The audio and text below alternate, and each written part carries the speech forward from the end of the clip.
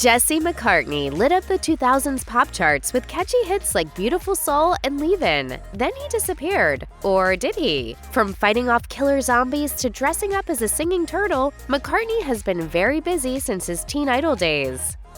In the early 2000s, Jesse McCartney ruled the radio waves. By radio waves, we mostly mean Radio Disney. McCartney was a member of Dream Street, a boy band formed in 1999 that became a Radio Disney fixture, with hits like It Happens Every Time and They Don't Understand. However, the group broke up in 2002. While the dissolution of Dream Street probably gave many teenagers long sleepless nights, they didn't have to wait long for more music. McCartney ultimately went solo and his music career took off. His single, Beautiful Soul, hit number 16 on the Hot 100 in 2005. Meanwhile, Leavin peaked at number 10 in 2008. When reflecting on Beautiful Soul, McCartney told Pop Inquirer, "I think Beautiful Soul was the early, sort of innocent, clean version of myself, when it was just easy to grab the microphone and sing to people. I wasn't as preoccupied with what it was I was singing about then." The song has become McCartney's signature tune, and he still plays it now. In an interview with The Zach Sang Show, McCartney acknowledged his sometimes mixed feelings. Do I get sick of it? Maybe sometimes, but I don't get sick of the reaction and the way people feel when they hear the song.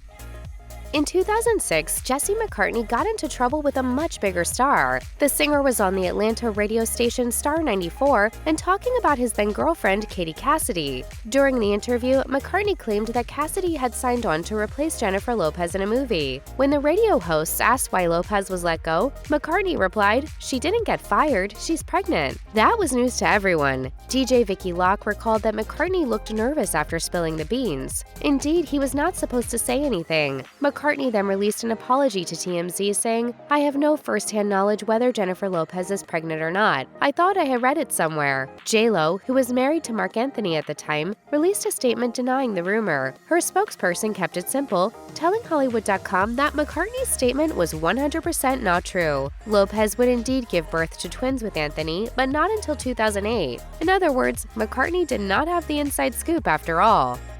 While Jesse McCartney's own musical hits are no small feat, fans probably don't know that he co-wrote one of the biggest songs of the 2000s. Along with Ryan Tedder of One Republic, McCartney penned Bleeding Love, a song that ultimately went to Leona Lewis. The song hit number 1 on the Billboard Hot 100, where it remained for an impressive 4 weeks. While many singers might be bitter that someone else had a huge hit with their song, McCartney admits that Lewis brought a lot of talent to the music. He told HuffPost, "I think there's a common misconception that a hit song is a hit song for everybody. I think that what Leona did to that song vocally is something that most women or most artists, period, could never do. Whether I recorded it and made it a hit, we'll never know."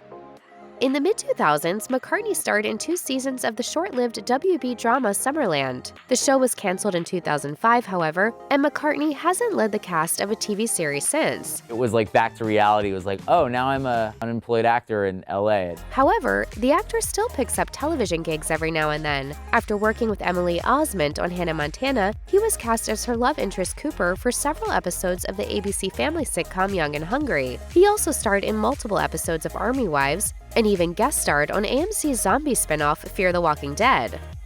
If fans feel like they haven't seen Jesse McCartney in a while, that might be because he spends a lot of time working as a voice actor. It's a career path he's been on since the mid-2000s when he voiced Theodore in the live-action Alvin and the Chipmunks films. He lent his voice to Horton Hears a Who, played a Hardy brother in a Hardy Boys video game, and even appeared as a character called Terrence in several animated Tinkerbell movies. It's a great gig. I love doing voiceovers. Perhaps most famously, McCartney voiced Dick Grayson on Young Justice, a superhero cartoon from 2010 to 2022. When the series premiered, he told CBR that he took the responsibility of playing such an iconic character seriously, saying, "I used to watch these shows when I was younger, and now to be part of it is sort of overwhelming." Voiceovers are I think a part of my career nobody knows about. He added that he rolls out of bed, makes his coffee, and goes to the recording studio in his pajamas. Having that income is important, McCartney said, because it allows him to do other things. I supplement a lot of my music and being in the music industry and trying to make music with stuff like that. During the 3rd season of The Masked Singer, a mysterious figure dressed as Turtle wowed the judges and audience with his soulful voice. And the turtle was none other than Jesse McCartney. McCartney ultimately came in 2nd place on the show, losing to the Real Housewives of Atlanta star, Kandi Burruss. However, McCartney wasn't too disappointed that he didn't win, telling Entertainment Weekly, "It's okay, honestly. It was such a fun, incredible experience that I'll never forget. When you get that far, you definitely smell blood. You can smell the end. And yeah, I mean, I was disappointed, but ultimately it could have been anybody's game." McCartney returned in 2021, this time without the mask, to duet with someone in a bull costume. The bull was later revealed to be the controversy-prone social media star Todrick Hall. Together, they sang a cover of Break Even. Ever the savvy businessman, McCartney used his appearance to promote his tour on Instagram. He wrote in the caption, "Performing live on stage again was amazing. Thank you, Masked Singer. I can't wait to do it again next May on the New Stage 2022 tour." In the early days of the COVID-19 pandemic, Jesse McCartney and his then-fiancée, Katie Peterson, made headlines for their quarantined couple series of comedic videos. Wake up! It's day 1 of quarantine. I'll make the coffee. They took viewers inside their life at home, cleaning windows out of boredom, having dance parties together in their living room, and binging a whole lot of television. McCartney spoke to People magazine about the series, explaining, "We figured while we are going to be in such close quarters together, we might as well make light of it and try to give people a good laugh. We really enjoy being creative. So this was the perfect opportunity to do that organically." In a separate interview with People a few weeks later, McCartney admitted that the series had fallen off as their attention turned to other things. However, he noted, content like the quarantined couple videos was still important, telling the outlet, "As I watch the ever-shifting paradigm in this industry, particularly with social media, people are definitely interested in what you ate for lunch just as much as they are your single." Jesse McCartney met Katie Peterson when he walked into a bar where she worked as a bartender. It was just before closing, but they had a connection. They dated for years, and in September 2019, he popped the question. McCartney announced the news alongside an Instagram photo of himself kissing his new fiancée. He wrote simply, "Locked it up." And we're getting married. In 2021, People announced that the couple had tied the knot. The actor gave the outlet an interview beforehand and said that he was very much anticipating a certain moment in the ceremony. McCartney told the outlet, "I think that moment of settling in at the altar and just watching her come down is going to be pretty special. And having our families there and witnessing all of it, it's hard not to be romantic about that portion of the night." A few days later, People shared photos of their ultra-romantic ceremony. Their dog served as flower girl, and Peterson's uncle was the one who married the happy couple. McCartney wore a Brioni tuxedo on the big day and told People it was definitely the right choice, saying, "It's just such an unbelievable fit, and it's really comfortable, and when I put it on, I felt like $1,000,000.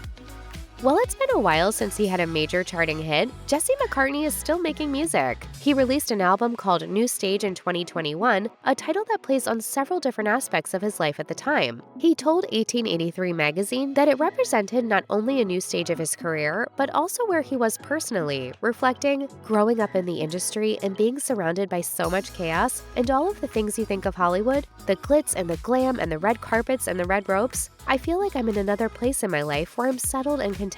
Releasing new music also brought him back to a literal stage, as McCartney toured for the first time in a while. He told American Songwriter that he was particularly excited to take his music on the road, especially as the world opened back up after the COVID-19 vaccine became available. He said, "It's just so nice to see everyone's faces in the audience and people cheering and singing." McCartney also clarified that the new music represented a new stage of his life. Considering his marriage, the singer told the outlet, "It's like all of a sudden I blinked, and I'm a grown-up, doing grown-up things and making grown-up decisions. It just feels like I'm in chapter 2 of my life at 34 years old, and I'm really happy about it."